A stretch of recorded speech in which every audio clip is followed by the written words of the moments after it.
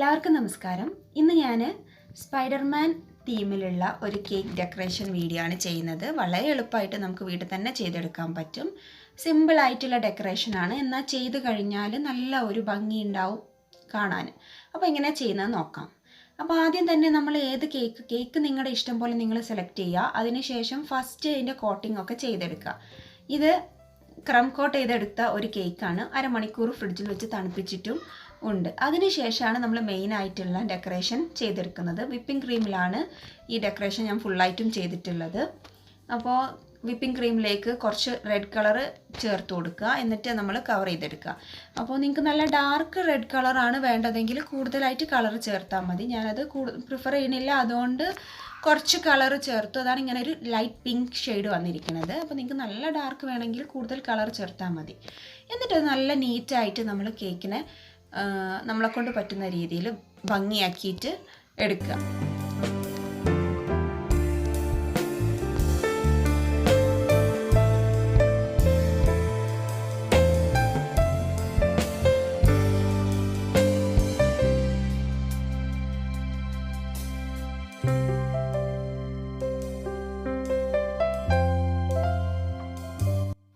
ഇപ്പോൾ ഇവിടെ കേക്ക് ഏകദേശം ഒരു ഫിനിഷിംഗ് സ്റ്റേജ് എത്തിയിട്ടുണ്ട്. കുഴപ്പമില്ല, അത്യാവശ്യം നീറ്റായിട്ട് തന്നെ വന്നിട്ടുണ്ട്.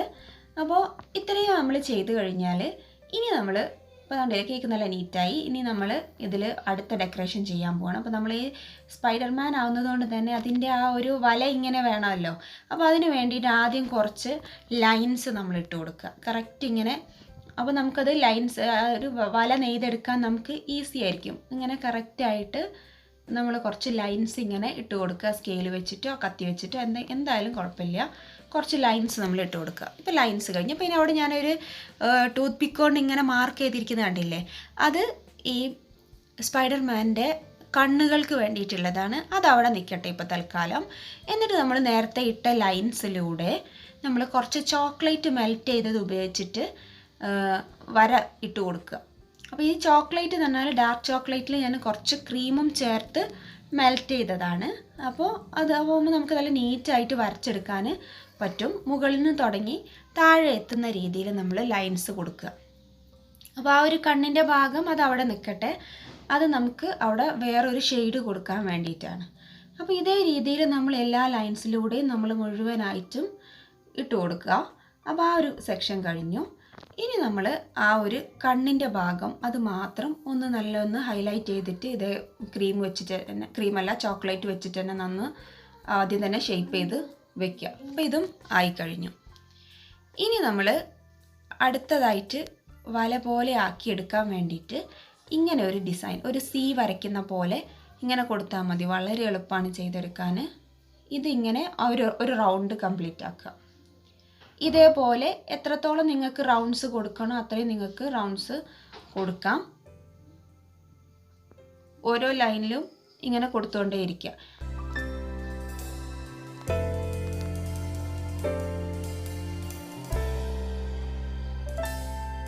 ഉണ്ടല്ലേ, ഇതേപോലെ എത്ര നിങ്ങൾക്ക് ലൈൻസ് ഉള്ളിൽ കൊടുക്കണോ അത്രയും പോലെ നിങ്ങൾ കൊടുക്കുക. അത് അവനവൻ്റെ ഇഷ്ടം പോലെയാണ്. അതുപോലെ ഈ ലൈൻസ് ഇത്രയും ഡിസ്റ്റൻസ് തന്നെ വേണം എന്നൊന്നുമില്ല. അത് നമുക്ക് നമ്മുടേതായ ഒരു ഐഡിയ പ്രകാരം അങ്ങോട്ടും ഇങ്ങോട്ടൊക്കെ മാറ്റാം. ഇത് വളരെ എളുപ്പമായിട്ട് ചെയ്യാൻ പറ്റുന്ന ഒരു മോഡലാണ്. ഇതേപോലെ തന്നെ താഴെ സൈഡിലും നമ്മൾ കവർ ചെയ്ത് എടുക്കണം. ഇതേപോലെ ഇങ്ങനെ ഈസി ആയിട്ടുള്ള കുറച്ച് ലൈൻസ് കൊടുത്താൽ മതി.